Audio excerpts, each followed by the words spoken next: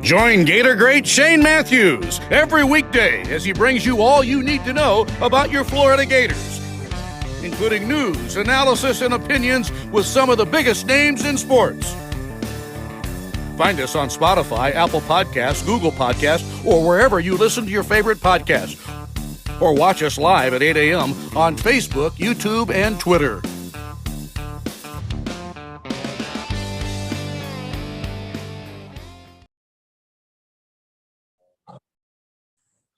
Good morning, and you're looking live at PodUp with Matthews in the morning from the Crime Prevention Security Systems Studios, large enough to serve you, small enough to carry. Today's program, we'll have JC on the Titan Tomorrow hotline, and we'll also have Franz Beard. He'll give us a breakdown of what he saw at the open practice of the Florida Gators on Saturday. I was not there, so interested to hear what Franz has to say. If you missed it yesterday, Billy Horschel had a chance to win a golf tournament. Didn't play so great, did putt well yesterday. Lucas Glover, the old Clemson Tiger, found a way to win, and your playoffs start next weekend in Memphis for the PGA Tour playoffs. So a lot of stuff. And JC, good morning. You're on the Titan Emma Heartline. What do you think? Yeah, no, good for Lucas. I think he's in his 40s, and this is his fifth win on the PGA Tour. It shoots him up the FedEx standings.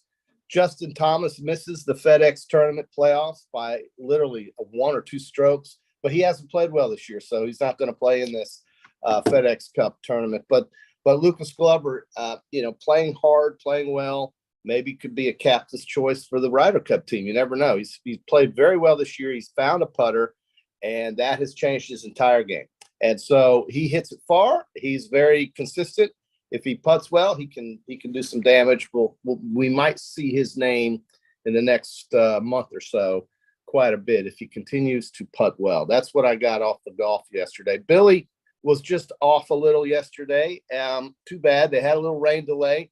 He came back after the rain delay and played okay, but it was too late. He was 4 shots back, and Lucas just wasn't missing anything. He was just going fairway to green, 2 putting, and getting off the course, and that's all he needed.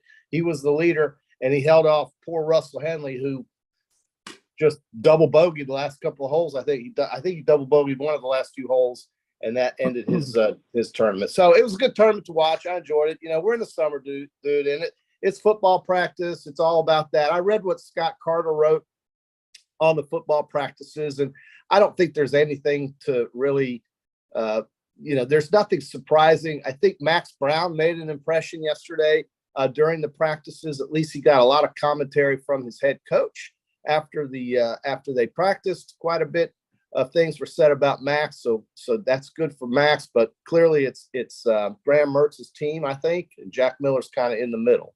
And so with that, you still have, a lot of work to do. And hopefully Franz will give you a little bit more detail. To me, it's just practice. You know what I mean? Yep. On Facebook Live here, brought to you by Mel Law. John asked, he said, Connor O'Gara, I'm not sure who that is, sat down with Dan Mullen for an hour-long interview about his time at Florida. It was interesting to say the least. Y'all should check it out. I don't know who that guy is. Do you know who that guy is, JC? No, I can't O'Gara. tell you. Must be some. All right. JC, I don't know if you saw this, but it's one of the saddest things I've ever seen, not just in sports, but just in general. Maple Leaf Male, a horse owned by Bill Parcells, was part owner.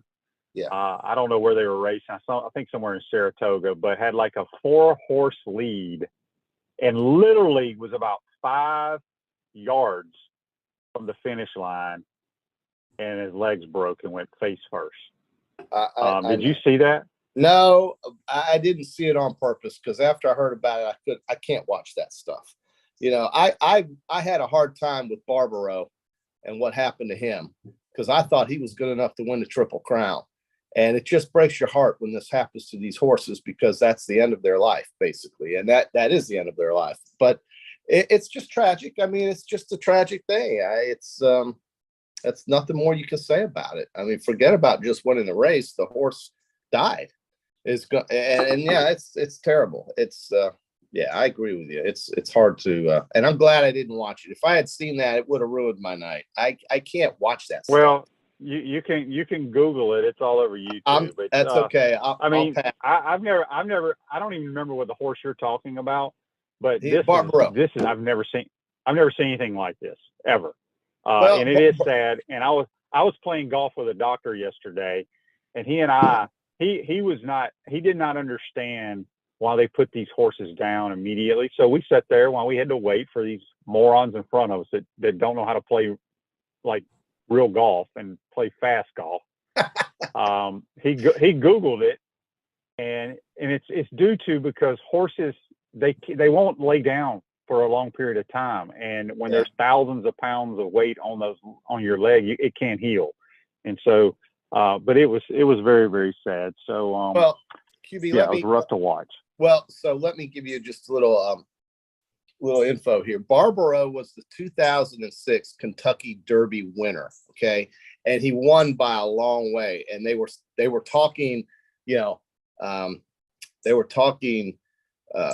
Triple Crown with Barbaro. That's how dominant he was. And then as they started 2 weeks later, the Preakness, he came out of the gate, and that's when he snapped his leg right out of the gate at the Preakness. And so, the Kentucky Derby winner that's looking pretty good for the Triple Crown in my mind because of what he did at the Kentucky Derby had the same thing happen to him. And so they tried to keep the horse alive because of the breeding and the money they could have made off Barbaro, but it was not is because of what you said. It was not possible to keep him alive, and they had to put him down. And he was the 06 Kentucky Derby winner. But that's the saddest thing that you can see when it comes to horse racing. Not who wins or loses. It's when a horse gets injured like that. Yeah, it was terrible. Absolutely terrible. Also, we'll talk about the college realignment. It's a mess. College athletics is a real mess right now. But real quick, I don't know if you saw this, but did you happen to see what happened at Eastern Michigan on their football team? No, I did not. So they always give away these scholarships to walk-ons or what have you. But in Eastern Michigan, and you got to Google this too, it's great. The coach is up there speaking. One of his offensive linemen basically gave his scholarship to another offensive lineman that was working at Walmart, all these extra hours for years just to be able to go to Eastern Michigan and play football. It was pretty cool. You got to see it. It was awesome. Yeah. So let's go back to the realignment. I think college athletics is a mess now. I mean, I'm still going to watch it. Don't get me wrong, but I think it's a disaster what's going on.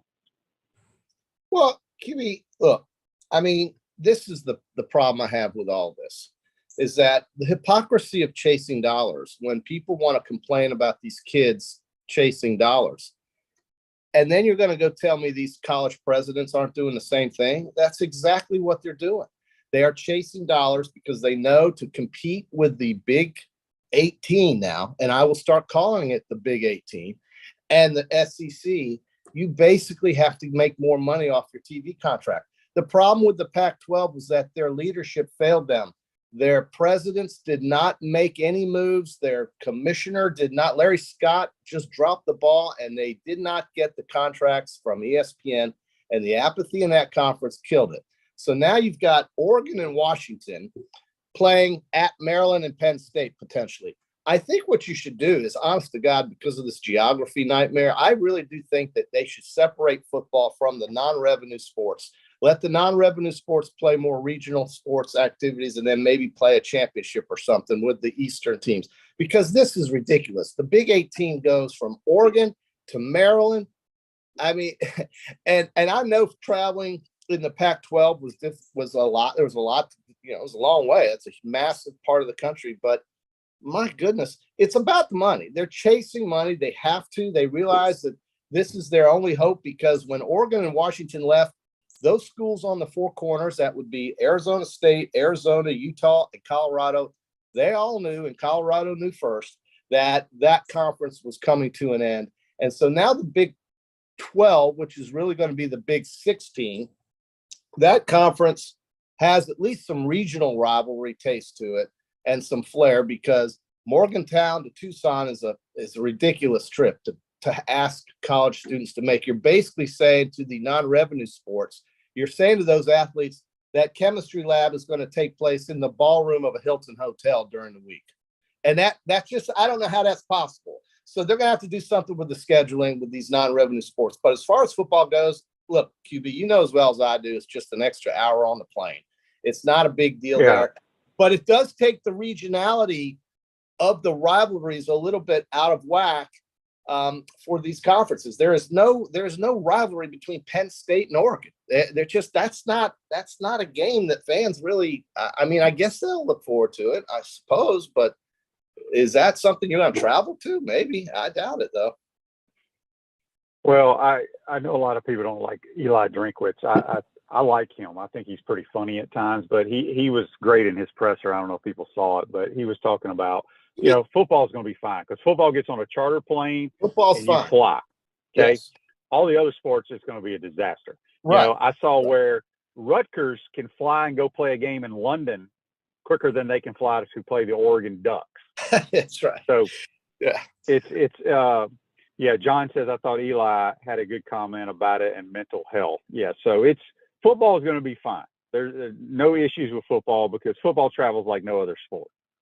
And but basketball could get interesting. Although I do think the Big 12, now the Big 16, is going to dramatically improve their conference on the basketball front. It's clearly got the best teams on a top to bottom basis, I would guess. With basketball, you add Arizona and Kansas to a conference like that, but I think it is going to be difficult for these non-revenue sports. Basketball is kind of tricky, but football, I'm not worried about the football aspect of it, and that's what pays all the bills, and that's what these presidents are saying. And Eli can say what he wants about the students, but he wasn't saying anything about Missouri traveling to Gainesville, Florida. I mean, it's in the Midwest, right? You're going down to Florida. His school took the money and ran. They didn't care about the geography, or otherwise they would have tried to get back to the Big 12, and played Kansas and Kansas State, and they're natural rivals. Georgia is not a natural rival for Missouri. It just isn't. But they didn't care. So Eli needs to remember that his school, the school that pays him, is doing the same thing that these other schools did. That's not what he was talking about. He wasn't talking about football, JC. He's the football coach. He's talking about the students. He's talking about the money. Right. And I agree with everything he stated. Right. And that's all these guys in the Pac-12 are doing. They're taking the money and going to the Big 10, and same thing with the Big 12. That conference out west just died. It just died. They have 4 teams left. What's going to happen to those 4? Listen, I'm all good about it because QB, frankly, to tell you the truth, between you and me and the 4 wood posts here, I only care about what's going on really in the SEC. The Big 10 wants to call themselves a super conference. They got 1 championship in the last 10 years. I don't care about the Big 10. You don't care about the Big 10. We really don't care much about the Big 12. It's all about the Southeastern Conference. And to me, that conference is where most of the action is going to be anyway. So that's all we really need to worry about down here is what happens in the SEC. Yeah, speaking of that, I don't know if you saw Colin Cowherd. I don't listen to him or anything, but I saw his national championship prediction on Twitter. He has the LSU Tigers beating Michigan for the national title this year. I mean, I give him credit for going out and picking somebody other than Georgia, because Georgia's just too easy to pick, QB. You know that. I know that. But I don't see how LSU I'm not yet on Jaden Daniels Heisman Trophy bandwagon. I'm not there. And I think for them to do that, for Colin to be right about this prediction. He ain't winning the Heisman. I'll tell you now, he ain't winning the Heisman Trophy. Right. So if he's not good enough to win the Heisman Trophy, you think he's good enough to take LSU to the national championship? And I'll tell you, the thing that makes, really, it's all about him, dude. They can't win without great quarterback play at LSU. We all know that. And Joe Burrow is the best example of that. We all know this. They're not like Alabama, who can win a national title with a guy like McElroy and a guy like McCarron and a guy like, Jake Coker. Alabama wins national titles with guys like that. LSU's not going to win one without a quarterback that wins the Heisman, basically, as far as I'm concerned. So they're not going to win it without Jaden Daniels winning the Heisman, basically. That's the way I look at it. And by the way, Colin Cowherd, how many times has he ever been right about his predictions? I've listened to him in the past. He's giving you some of the most oddball predictions. Nick Saban's done. Nick Saban's going to retire, blah, blah, blah. this guy's a very popular radio guy, but he's never right. So somehow that works for him. On the Titan MR text line, Chris from Mayaka says, Deion Sanders said the same exact thing in his latest press conference. Teams are chasing the bag. Coaches are chasing the bag. So why aren't people upset the kids are chasing it too? No, I have a problem with it. Is it me or do I just cannot watch Deion's press conferences. I just can't. What upsets you about Deion's press conference? They are going to get mauled in their games this year. I'm telling you right now. Yeah. Well, they will be lucky to win 3 games. You only have to lay 19 points with TCU. You can go get on board right now. Where are they playing TCU at? In Fort Worth. I mean, at Amon Carter Stadium. They got no chance of staying within 4 touchdowns in that game against that roster. And I don't care if TCU's got a new quarterback or not. You know, TCU's just got the athletes that are going to run all over these poor kids. These kids are coming from Jackson State to play against a team that has real players. I mean, like real Division I player, TCU, right? TCU's not, there's nobody to trifle with, okay? And Colorado's not going to be within 4 touchdowns. Lay the 19.5, please. Just do it. On the Facebook Live brought to you by Metal Law, David wants us to talk about Saturday's open practice. We're going to do that with Franz Beard. I was not there, so Franz is going to fill us in on what he saw. Buck says Deion and Colorado are building for the future, JC. They're building for the future. That's fine, but the future is not in September this year, okay? The future could be, but it's the results that they're looking for. That's not coming in September, October, November of 2023. I'm sorry, it's just not. They don't have the players. It's not that hard. Right, on the Titan MR text line, George from Huntsville, Alabama says, JC, if Jaden Daniels isn't going to win the Heisman, who are you predicting to win the Heisman? Am I predicting to win the Heisman? Well, I know. I'll tell you right now. Caleb Williams he's going to be Archie Griffin. Well, that was the obvious choice, and if it's not Caleb Williams, I think that kid at Michigan can run up some big numbers. I do. I think JJ McCarthy. Yeah, I think he's going to run up some big numbers up there. Because Michigan basically returns everybody. He's got the supporting cast, and let's face it, they're playing in the Big Ten. I mean, they're going to beat up on Maryland. They're going to beat up on Michigan State. They're going to beat up on teams out of the Western Division of that conference. And I think JJ's, he'll be invited, but I agree with you. I think it's Caleb's to lose, and hopefully he'll stay healthy. Yeah, Drake May will be up there too. Yeah, Drake May, sure, yeah.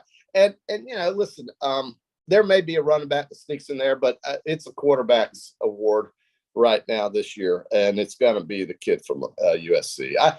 Cliff Kingsbury is also on that staff with Lincoln Riley at USC, and just think of the numbers and think of the schemes and the things that they're going to do at SC. Their problem will be once again on defense, but they will score as many points as they want to playing in that conference with those two guys drawing up ball plays for Caleb Williams. My God. I mean, they're going to just run up the numbers. They are really going to have a big year. Yeah, they are. Andy asked, can Caleb win the Heisman if USC doesn't make the playoffs? Yes, absolutely, because they didn't make it last year. I think they'll be a better team this year. That's my only concern with Drake May. I don't know how good North Carolina will be. You got to be on a decent team usually as well. But, yeah, I think Caleb Williams is one of the most talented guys I've seen in the last 25 years at the quarterback position. He makes amazing plays, man. He can turn things. He can turn lemons into lemonade on any play. He bailed out Oklahoma on so many games. When he was there, and I agree with you. That's the guy. So, listen, the LSU quarterback's going to be okay. They're going to be very difficult to beat and so forth. I get it. But I'm not ready to give him the Heisman, and LSU is not winning the national title. On the Titan MR text line, Robert from Louisville says, Shane, I agree with you. What happened to Maple Leaf Male was one of the saddest things I've ever seen. Yeah, it was devastating, to say the least. It's hard to believe. I'm glad I missed that. JC, yeah, I mean, you don't even want to watch it, do you, JC? No, I can't. I can't watch it, dude. After what happened to Barbara, I said that's the last time I'm going to ever watch Well, this. I don't I'm watching remember it what live. happened to Barbaro, but this is probably 20 times worse. Yeah. John asked on Facebook Live, brought to you by Melon, what are the odds? I know it's extremely rare that we see both FSU and Clemson in the college football playoff. I know it's not likely, but I do see a path. Yeah, 2 ACC teams. You'd need a lot of teams to lose. You'd have to have teams in the SEC. You'd have to have some teams lose in the Big Ten and the SEC, because I don't see 2 ACC teams winning unless they both go undefeated. Possibly. Well, they can't because they play each other. This could happen next year, but not this year. I don't see it happen. The only one that I see that I like, again, as y'all people that listen to this show daily know that I'm not high on FSU, even though everybody in America is. I think Clemson is way better than Florida State, especially with Cade Klubnik at quarterback. They got a new coordinator. I just think they got, what's his name's kid? Isn't Art Briles' kid the coordinator there now? Kendall Briles could be. No, Kendall Briles is, where did Kendall Briles go? The guy from, it's Lincoln Riley's brother is the coordinator, I think, at Clemson. One of those guys. I should know this. But anyway, they're going to be way better than people think Clemson is. They're loaded. Yeah, I mean, that's... All right, so everybody... I'm sorry. Garrett Riley, yeah. Garrett Riley is the coordinator there. Yeah, everybody is asking me. I did not see the interview with Dan Mullen with the Saturday Down South folks. Did not see it. Well, what's the big story? What's the big deal about what Dan Mullen says? He's not in football right now. I guess some people said on here that if he threw a shade at UF administration for his delayed contract and facility shortage. Basically, he was trying to make himself shine, which is typical Mullen.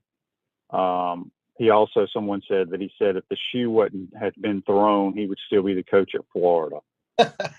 So I don't know. Doesn't matter now. He's long gone. He's long gone.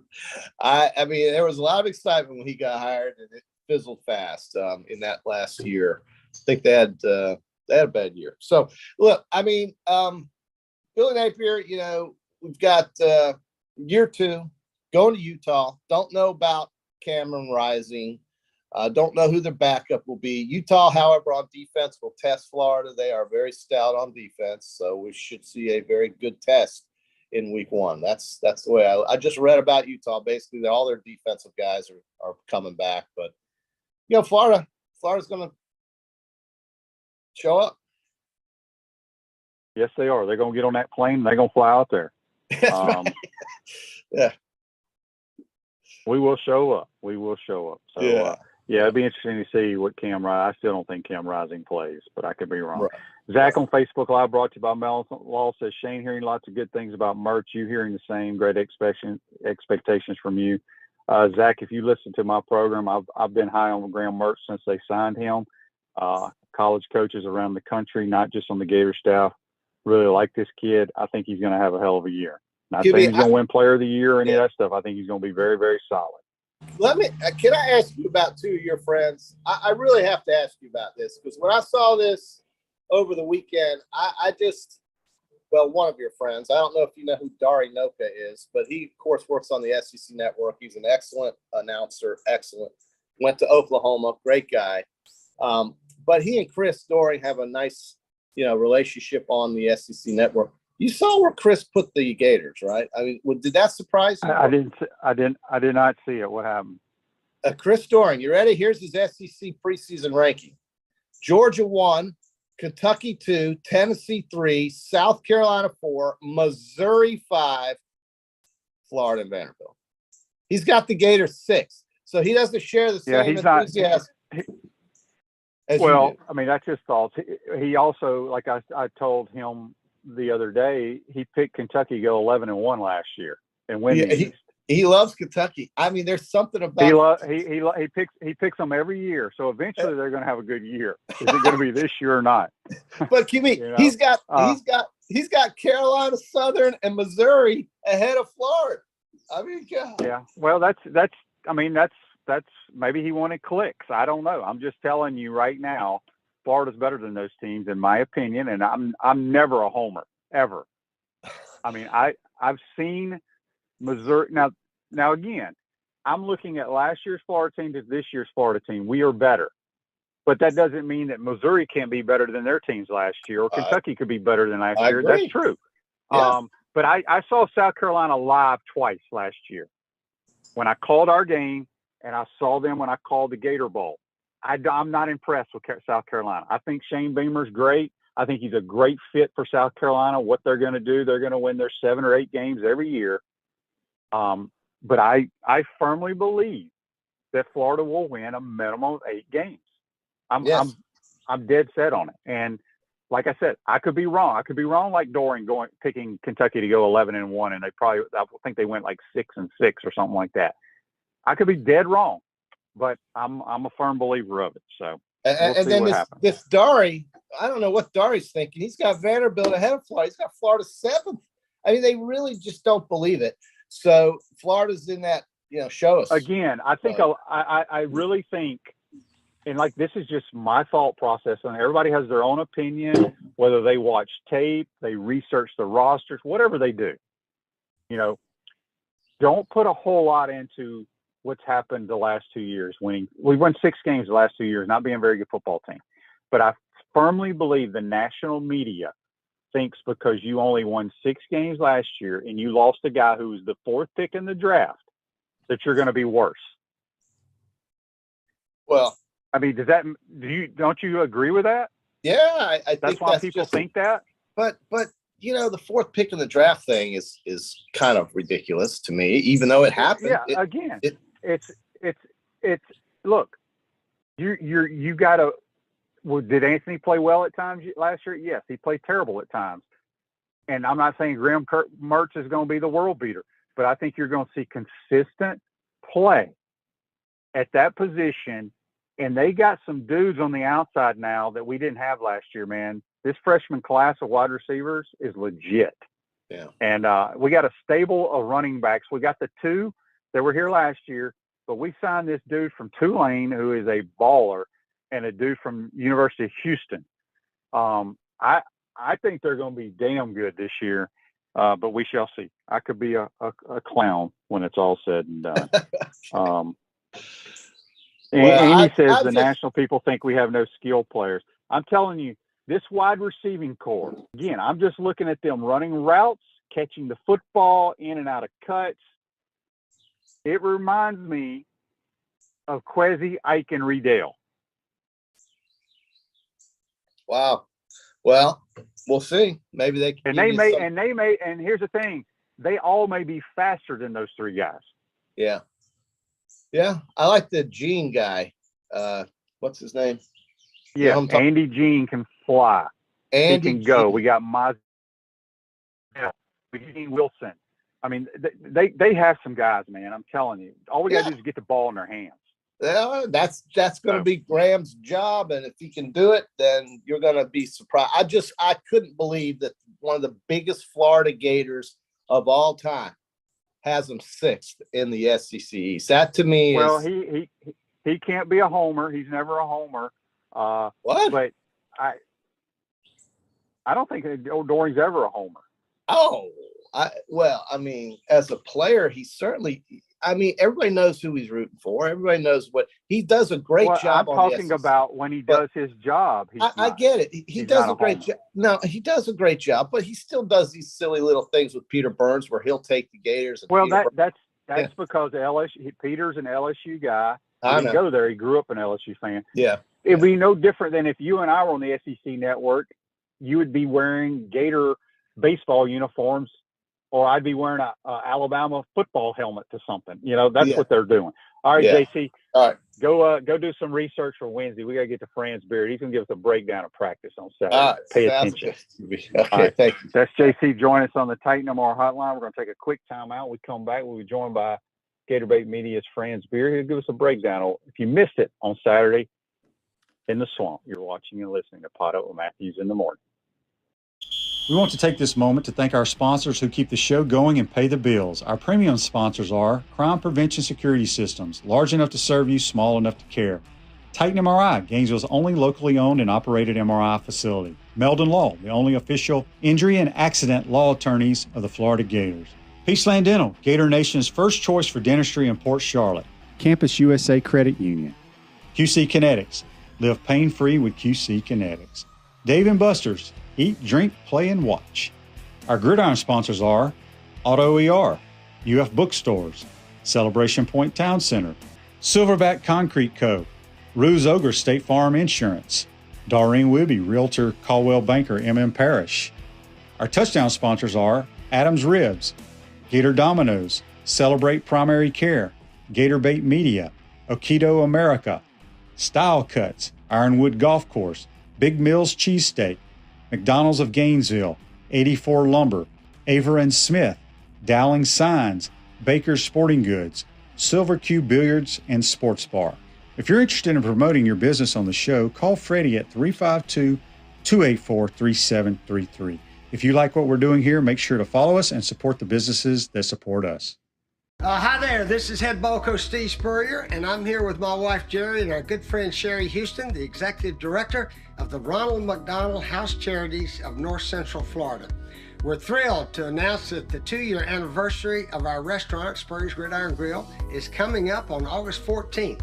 Last year, we had so much fun celebrating with everybody that we're doing it bigger and better this year. We're hosting a special dinner and celebration that will include a chef's choice of premium buffet or your favorite Spurrier Gridiron Grill menu, including a filet mignon carving station, shrimp and grits, short rib risotto, wonderful seafood options, and many dessert options also. Like my famous chocolate chip cookies. Proceeds being donated to the local Ronald McDonald House. Thrilled to once again partner with Coach Jerry and the Spurrier Gridiron team to raise funds for the Ronald McDonald House, benefiting families and children experiencing medical emergencies. Spurrier's Gridiron Grill will be donating 11% of all of our money from food and 66% of drink sales to the Ronald McDonald House. Go to spurriers.com right now and reserve a ticket before they sell out. We'll have wonderful food, special guests, and a limited edition of the 2nd year anniversary collector's coins, as well as prizes like a dinner with me and Jerry. We couldn't have become one of the busiest and most successful restaurants in the Southeast without your support. So we want to celebrate with the most important people of our team, and that's you. I want to celebrate with some of those cookies. Do you have any of those? Sure do. Right here for you. Oh, thank you.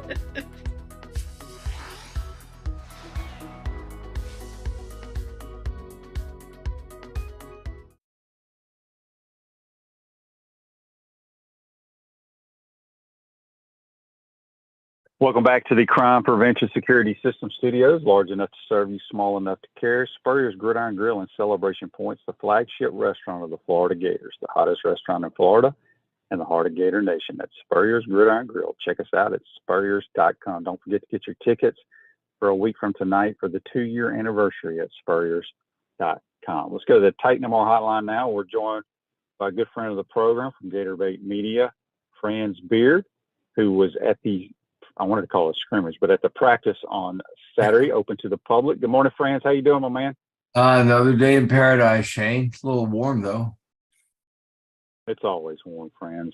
Give us your just overall thoughts of what you saw Saturday in the swamp. 3 things that really impressed me. One of them was the speed of the practice. Billy doesn't waste a lot of time. But for something moving that fast, the amount of discipline that you saw during there, hot as it could be, they're moving fast from drill to drill to situation. Only a couple of false starts, only a couple of defensive linemen jumped offside. In the heat and stuff like that, I think that this, in the past, we've kind of said, okay, that's a discipline problem. That's the heat and whatever. Didn't have that. I was very impressed with that. Graham Mertz, very impressed with him. The receivers, very impressed with them. And with the coaching, especially Billy Gonzalez, what a difference it makes to have receivers who are well coached, and he is a difference maker there. Austin Armstrong's defense, I think, is going to be very, very solid. Ron Moten, I got to tell you what, you would swear you're looking at his dad. It's amazing. It's amazing the resemblance. I mean, none of those genes got drowned in the pool. He really is. But the last thing I would say that really impressed me was this. If you remember the SEC championship game in 2020, and then when Alabama came here in 2021, those 2 games with Alabama, we looked like we had a bunch of big boys out there. Alabama looked like they had grown men. We look like we have grown men on this team now. That I think is very, very important. You look at a guy like Taraja Mitchell, who's going to play middle linebacker. He's a man. I mean, he is a 6'2", 250-pound man, and he looks like a beast. He plays like a beast, and you got to have a guy like that. Manny Nunnery, my gosh, what a body on this guy. You look at the defensive lineman.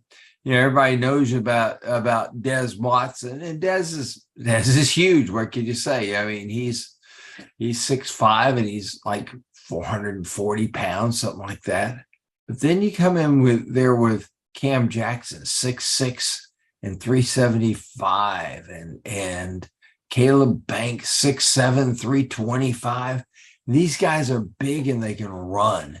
And you get over on that offensive line, that right side of the offensive line, it's going to be Damian George, 6'6", 371.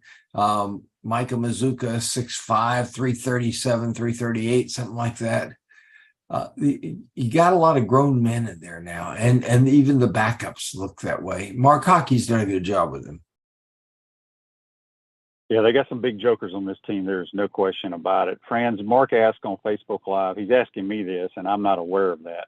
He says, Shane, are you surprised about Jack Miller falling to 3rd on the depth chart?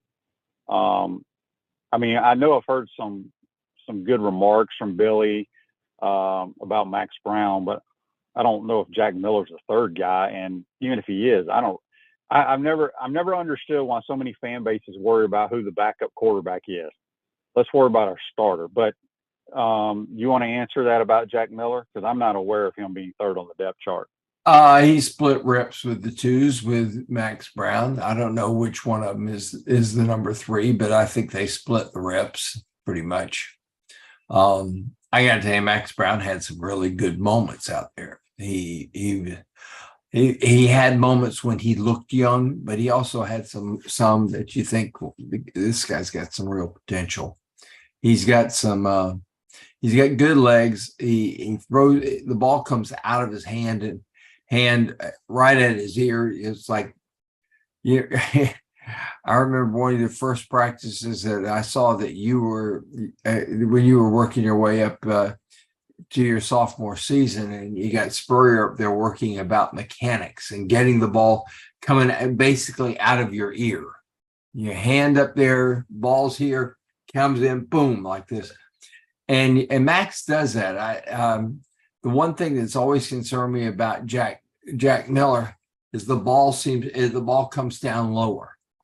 And I haven't seen too many quarterbacks when that ball's coming down lower who are really accurate and really get the ball there with zip on it the way it ought to be. This is the SEC. It's all these cornerbacks you're going to be facing in the SEC are going to be playing in the NFL someday. So the ball better come out of your hand in a hurry. It better have zip on it, and it better be like it may not be like a 99-mile-an-hour fastball, but it better be really quick, if you know what I mean. Ruse Ogre State Farm offers a team of dedicated insurance professionals ready to help life go right with the right insurance options for you and your family. Visitogreinsurance.com. Give them a call at 352-240-1779. Speaking of Franz Beard, he was at practice yesterday on the Titan Tomorrow hotline. Joseph asked on Facebook Live, will Etienne or Johnson be listed as RB1? I would think Johnson will start the game. They're going to get the same amount of carries. And I'm telling these people, friends, the other two transfer running backs from Houston and Tulane are pretty damn good. Oh, Cam Carroll.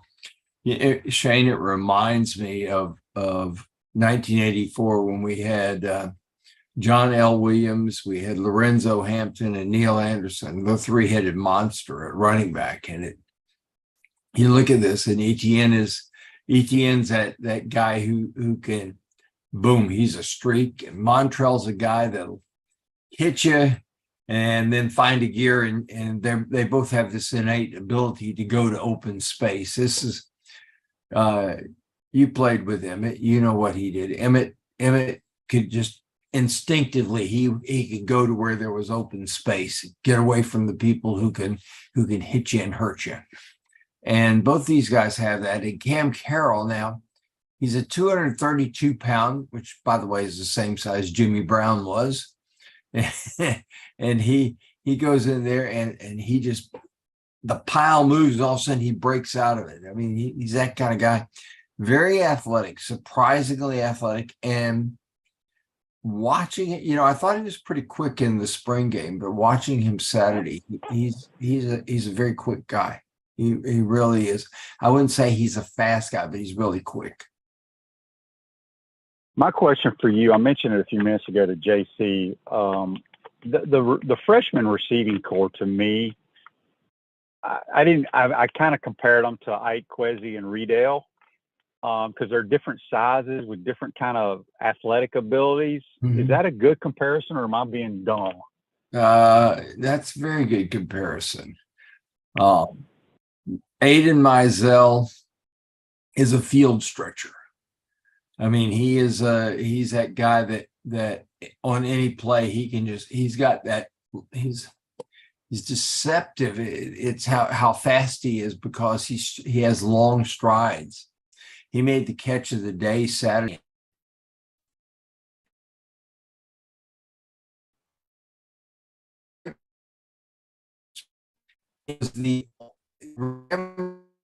Put that ball the only place that the receiver could get the ball. Aiden Mizell goes up, brings it in with one hand. I thought that was very impressive.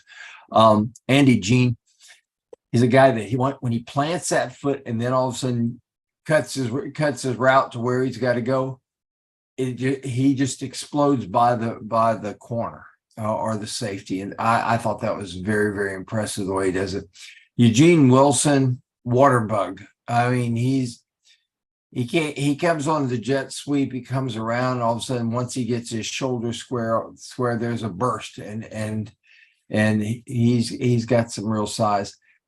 He's a guy that's going to play, I think, mostly in the slot where they can get the ball to him on the running plays, etc., like that.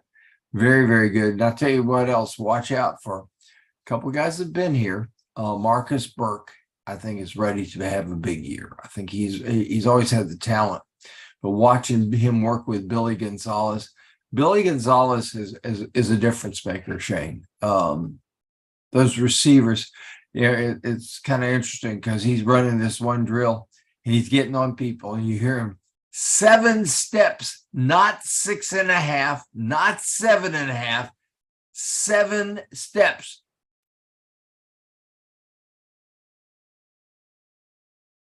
Game of inches this is. It really is.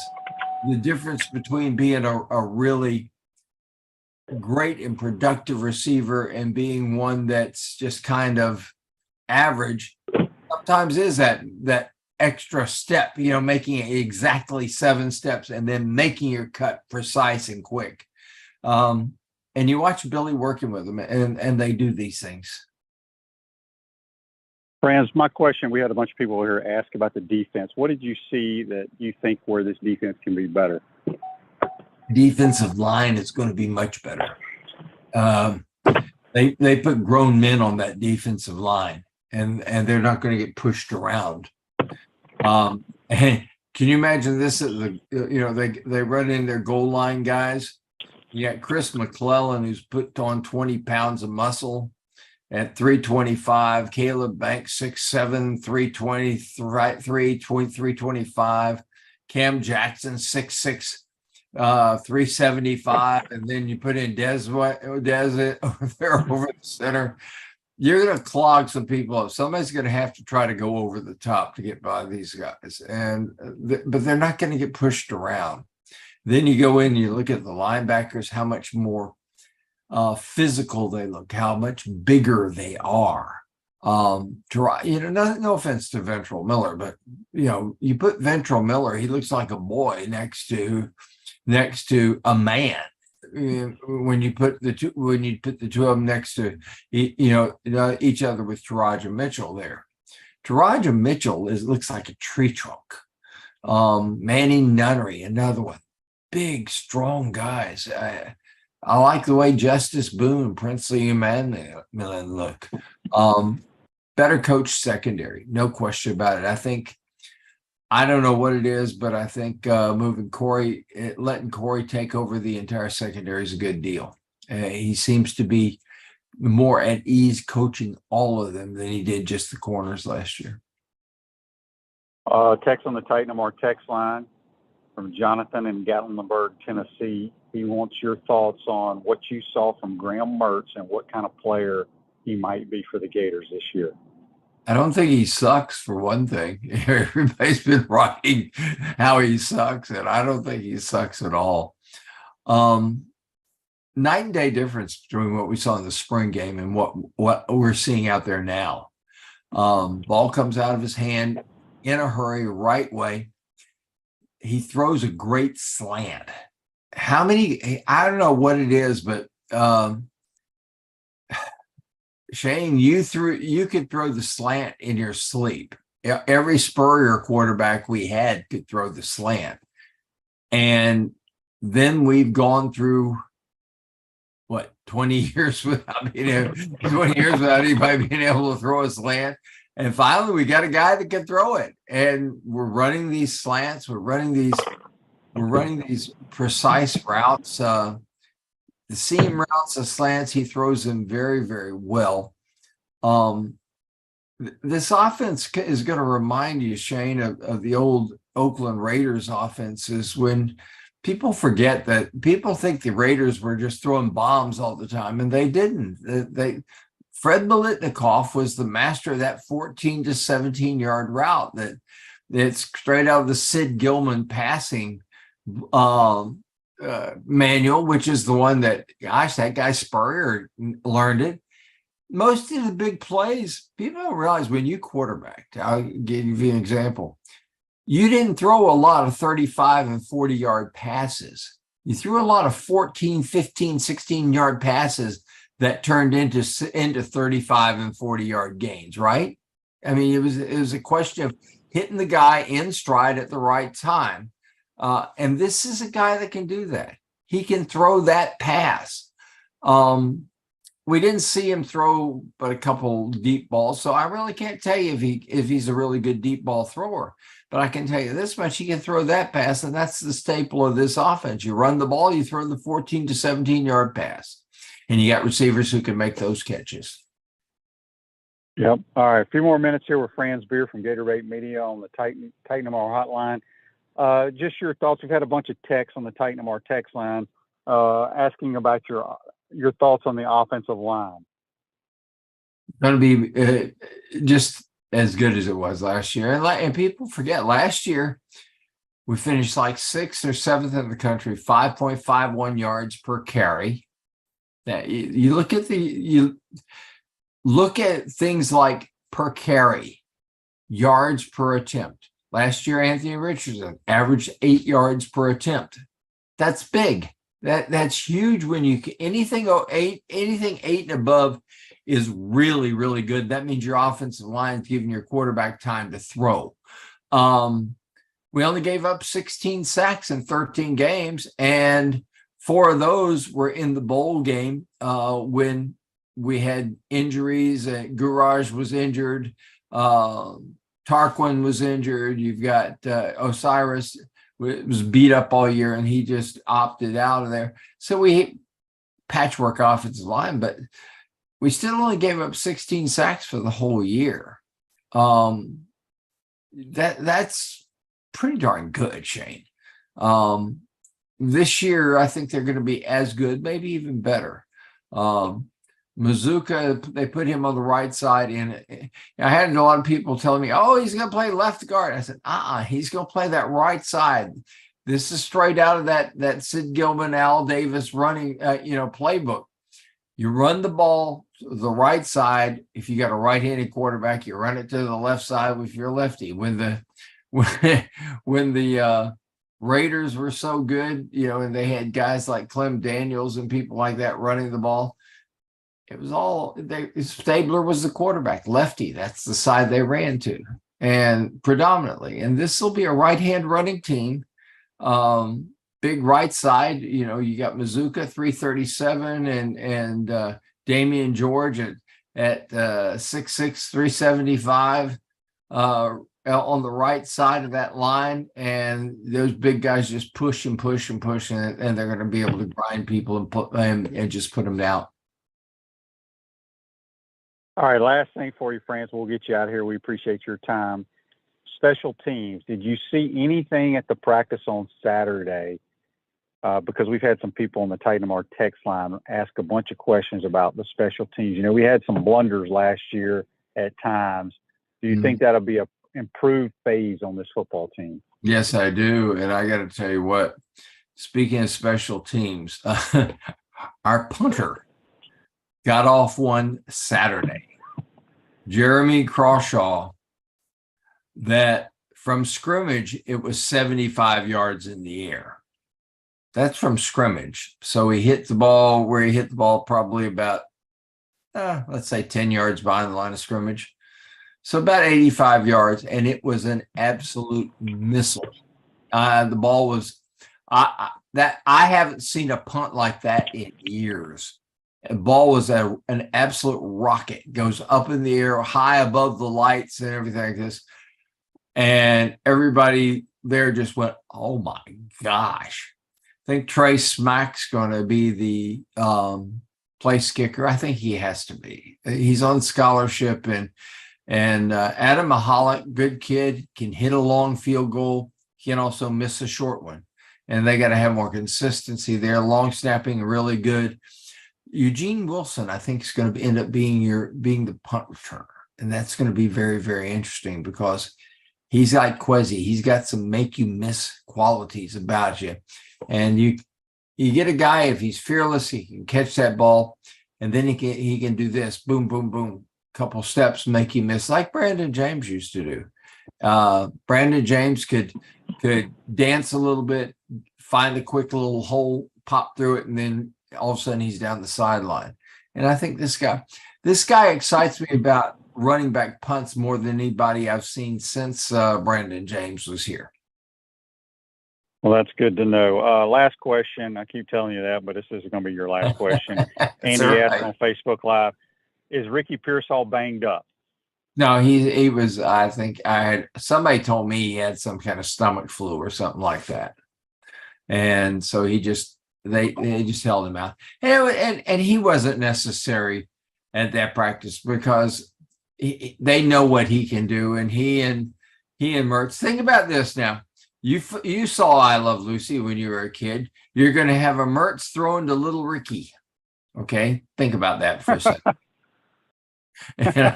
Only you would come up with that, Franz. All right, my man. I appreciate your time. As always, great information. Have a good week, and we'll talk to you soon, bud. Take care, bud. That's Franz Beard. Join us on the Titan Mar hotline. Silverback Concrete is a family-led team of heavy concrete specialists that build commercial structures with unrivaled quality. I want to thank Franz Beard and JC for joining us on the Titan Mar hotline. We'll talk more Gators and NFL stuff tomorrow. Remember, we're having that drawing for the dinner on August the 9th, so make sure you retweet and repost and do everything that the directions say. Have a great day, folks, and we'll see you tomorrow. Take care.